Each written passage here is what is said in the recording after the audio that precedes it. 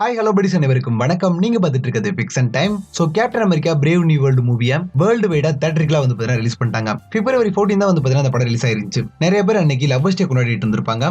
But as Marvel பண்ண இருக்கக்கூடிய நிறைய பேர் கண்டிப்பா அந்த படத்தை பார்க்க தான் போயிருந்திருப்பீங்க. அப்படி லவ்வர்ஸ் டேக்கு பை பை சொல்லிட்டு மூவி பார்க்க போனவங்க எல்லாம் யாருன்னு கமெண்ட்ல சொல்லிட்டு போங்கப்பா. நான் கொஞ்சம் லேட்டா தான் அந்த படத்தை பார்த்தேன். சோ அதனால தான் வீடியோ லேட்டா ரெடி பண்றேன். சோ வளவலன்னு பேசாம அந்த படம் எப்படிடா இருந்துச்சு அப்படின்னு சொல்லி கேட்டீங்கன்னா நல்லா தான் இருந்துச்சு. ஒரு 2 hours மூவி. படம் முழுக்க நிறைய ஆக்ஷன் சீக்வன்ஸ் எல்லாம் வச்சு படத்தோட எண்டு வரைக்குமே உங்களை எங்கேஜிங்காவே வச்சிருப்பாங்க. 2 hours மூவி உங்களுக்கு எப்படி முடிஞ்சிச்சுன்னு தெரியாது. அந்த அளவுக்கு வந்து பாத்தீங்கன்னா விறுவிறுப்பா கொண்டு போயிருப்பாங்க. அப்ப படம் சூப்பரா இருக்கா, கண்டிப்பா நான் அதை போய் தியேட்டர்ல பார்க்கலாமான்னு சொல்லி கேட்டீங்கன்னா ருக்கோ ஜாரா சபர் கரோ அப்படிங்கிற மாதிரி படத்துல ஆக்ஷன் சீக்வன்ஸ், விஎஃப்எக்ஸ், சிஜின்னு சொல்லிட்டு எல்லாமே சூப்பர். பட் ஸ்டோரி இல்ல. ஆமா, மூவில ஸ்டோரி தான் நல்லா இல்ல. என்னடா படம் பார்க்க போறதே கதைக்காக தான், கதையே நல்லா இல்லைன்னா எப்படா படம் நல்லா இருக்கும்னு சொல்லி கேட்பீங்க. ஆக்சுவலா இவங்க படத்துல ஸ்டோரிக்கு பெருசா இம்பார்ட்டன்டே கொடுக்கல அப்படின்னு தான் சொல்லணும். படம் முழுக்க முழுக்க பாலிடிக்ஸ் பத்தி மட்டும் தான் பேசியிருப்பாங்க. அங்கங்க சில ஆக்ஷன் சீக்வன்ஸ் எல்லாம் வச்சுட்டு கடைசியா நம்ம ரெட் ஹல்க் இறக்கி விட்டோம்னா எல்லாருக்குமே பிடிச்சி போயிடும் அப்படின்னு சொல்லிட்டு நினைச்சிட்டாங்களா என்னமோ. படத்தை அந்த மாதிரி தான் எடுத்து வச்சிருந்தானுங்க. என்ன கேட்டா ஸ்டோரிக்கு இன்னும் கொஞ்சம் இம்பார்ட்டன்ட் கொடுத்திருந்தாங்கன்னா படம் உண்மைக்கு சூப்பரா இருந்திருக்கும். இது வரைக்கும் இந்த படத்தை நீங்க பார்க்கல அப்படின்னு சொல்லி நினைச்சீங்கன்னா கண்டிப்பா தியேட்டருக்குலாம் போக தேவையில்ல, வெயிட் பண்ணி ஓடிடில பாக்குறதே பெஸ்ட்னு சொல்லுவேன். சோ என்டையர் மூவிலுமே 2 கேரக்டருக்கு மட்டும் தான் இம்பார்ட்டன்ட் கொடுத்திருப்பாங்க. ஒன்னு சாம் வில்சன், இன்னொன்னு வந்து பாத்தீங்கன்னா நம்ம தேடியஸ் ராஸ். சோ அவங்க 2 பேர்த்த சுத்தி நடக்கக்கூடிய விஷயங்கள், பிரச்சனைகள், கலவரங்கள் சொல்லிட்டு அதுதான் வந்து பாத்தீங்கன்னா என்டையர் மூவியாவே கொடுக்கப்பட்டிருக்கு. சோ நான் முன்னாடியே சொன்ன மாதிரி பாலிடிக்ஸ் பத்தி தான் இந்த படத்துல நிறைய விஷயங்கள் பேசியிருப்பாங்க.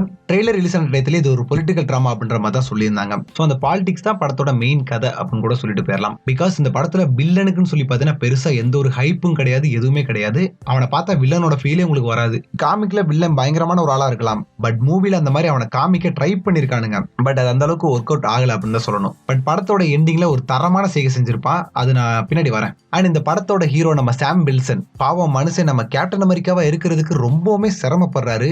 நம்ம ஸ்டீவ் ராஜர்ஸ் மாதிரி ஒரு சிச்சுவேஷன்ஸை ஹேண்டில் பண்றதுக்கு கூட ரொம்பவுமே சிரமப்படுற மாதிரி தான் நம்ம சாம் வில்சன் இந்த படத்துல காமிச்சிருப்பாங்க. அதை அவருமே வந்து பாத்தீங்கன்னா ரியலைஸ் பண்ணி இருந்திருப்பாரு. பட் ஒரு கட்டத்துக்கு மேல அது எல்லாத்தையுமே பிரேக் பண்ணி அஸ் அ கேப்டன் அமெரிக்காவா அவரோட வேலையை வந்து பாத்தீங்கன்னா பெர்ஃபெக்ட்டா செஞ்சு முடிச்சிருப்பாரு. சோ அந்த விஷயங்களை நல்லாவே கொண்டு வந்திருந்தாங்க. அடுத்து இந்த படத்துல ரொம்பவுமே டீசென்டான ஒரு ஆக்டிங் சொல்லி பாத்தீங்கன்னா நம்ம தேடியஸ் ராஸ் தான். நிறைய பேர் இந்த படத்தை தியேட்டர்ல போய் பார்க்கிறதுக்கு ஒரு முக்கியமான காரணமா இவர் தான் இருப்பாரு. ஏன்னா இவர் ரெட் ஹல்கா மாறக்கூடிய போர்ஷன்ஸ் எல்லாத்தையுமே ட்ரெய்லர்லயே காமிச்சிருந்தாங்க.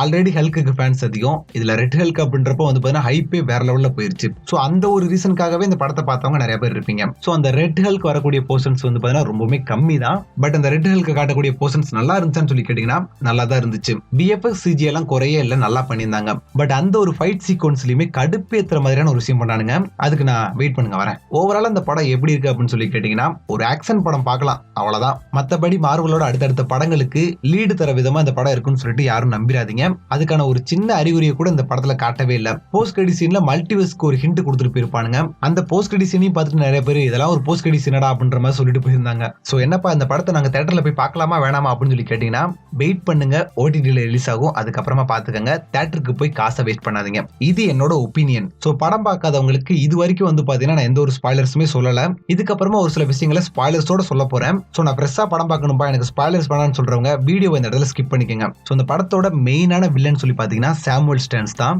லீடர் அப்படின்னு சொல்லி சொல்லுவானுங்க. நம்ம தேடியஸ் ராஸ் இவனுக்கு பண்ண பிட்ரேலுக்கு பழி வாங்குற விதமா, அவனோட உடம்புல கொஞ்சம் கொஞ்சமா காமா ரேடியஸ அதிகப்படுத்துற விதமா ஒரு பில்ஸ் அவனுக்கு கொடுத்து அவனை ரெட் ஹல்கா மாத்தி அவனை எல்லாரும் முன்னாடியுமே ரொம்ப கெட்டவன்ற மாதிரி போர்ட்ரேட் பண்ணணும் அப்படின்னு சொல்லி தான் சுத்திட்டு இருப்பான். என்னடா சும்மா அவனுக்கு கெட்ட பேர் வாங்கி தரணும், அதை வாங்கி தரணும், இதை வாங்கி தரணும்னு சொல்லிட்டு எடுத்தியா ஒரே சொருகு அப்படின்னு சொல்லிட்டு அவனை போட்டு தெளிந்தா அந்த படம் எடுக்கணும்ன்ற அவசியமே இருந்திருக்காது. பட் அஸ் அ வில்லனா வந்து அவனோட பிட்ரேலுக்காக பழி வாங்கணும்னு சொல்லிட்டு அவன் பண்ணக்கூடிய போர்ஷன்ஸ் எல்லாமே வந்து பாத்தீங்கன்னா நல்லா இருக்கும். மைண்ட் கண்ட்ரோலா பண்ணி ஒரு மாதிரி பயமுறுத்திக்கிட்டு இருப்பான். சோ இவன் பார்த்த வேலையால எண்ட் ஆஃப் த மூவில தேடியஸ் ராஸ் வந்து பாத்தீங்கன்னா ரெட் ஹல்காவும் மாறி இருப்பாரு. ரெட் ஹல்கா மாறினதுக்கு அப்புறமா ஃபைட் சீக்வன்ஸ் எல்லாமே சூப்பர். ஆனா நம்ம ரெட் ஹல்க தோக்கடிக்கிறதுக்கு சாம் வில்சன் ஒன்னு பண்ணுவாரு பாருங்க, பேசியே சமாதானப்படுத்திருப்பாரு.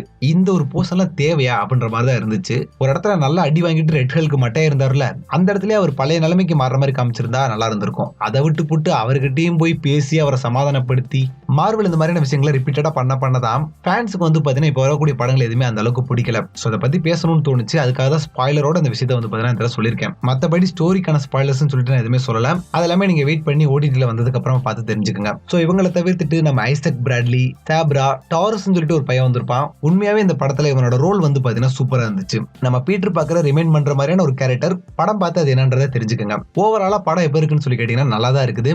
பட் ஸ்டோரிக்கு கொஞ்சம் இம்பார்ட்டன்ட் கொடுத்திருந்திருக்கலாம், அது ஒண்ணுதான் மிகப்பெரிய நெகட்டிவ் பாயிண்ட். மத்தபடி படத்துல எல்லாமே ஓகே தான். ஒரு 2 ஹவர்ஸ் மூவி உங்களுக்கு டக்குன்னு முடிஞ்ச மாதிரியான ஒரு ஃபீல் தான் இருக்கும். அந்த அளவுக்கு ஆக்ஷன் சீக்வன்ஸ் எல்லாம் வச்சு ரொம்பவே எங்கேஜிங்கா கொண்டு போயிருப்பாங்க. சோ அவ்வளவுதான் captain America brave new world. இந்த மூவி ஆல்ரெடி பார்த்தவங்க அந்த படம் எப்படி இருந்துச்சுன்றத கமெண்ட்ல சொல்லிட்டு போங்க.